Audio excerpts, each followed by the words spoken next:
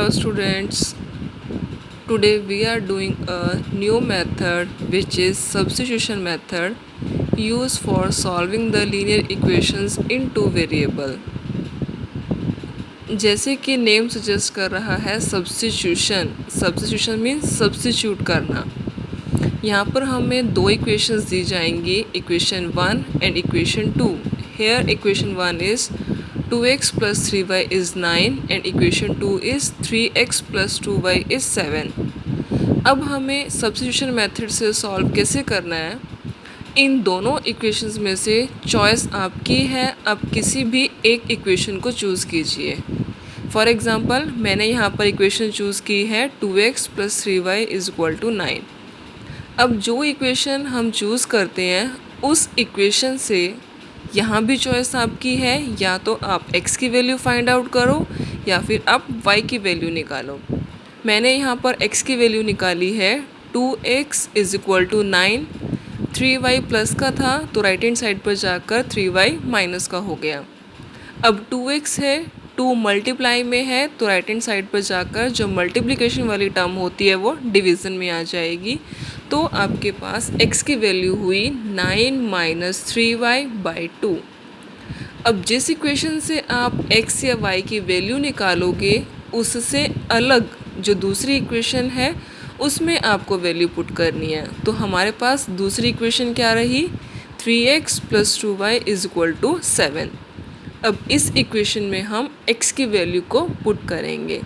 एक चीज़ का ध्यान रखेंगे, यहाँ पर जब भी आप वैल्यूज़ को पुट करते हैं तो उस वैल्यू को सबसे पहले आप ब्रैकेट में रखोगे।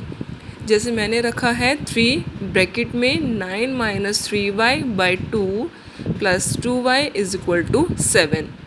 अब जब ब्रैकेट ओपन करेंगे जो 3 है वो 9 के साथ भी मल्टीप्लाई होगा और 3y के साथ भी मल्टीप्लाई होगा।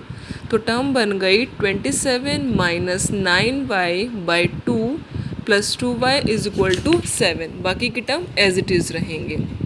अब हम एलसीएम लेंगे। एलसीएम लेने के बाद जो टर्म आपके पास आएगी 27 माइनस 9y तो एज इट इज़ रहेगा क्योंकि इसके नीचे 2 आपको दिया हुआ है, प्लस 2y इसके नीचे नहीं है तो ये बन जाएगा 4y। पूरी टर्म के बारे में 2 इज़ इक्वल टू 7। अब माइनस के 9y प्लस के 4y दोनों ही y वाले वेरिएबल्स हैं तो ये कम्यूट हो जाएंगे और टर्म बन जाएगी minus 5y by 2 is equal to 7। अब क्रॉस मल्टीप्लाई करेंगे 27 minus 5y is equal to 14।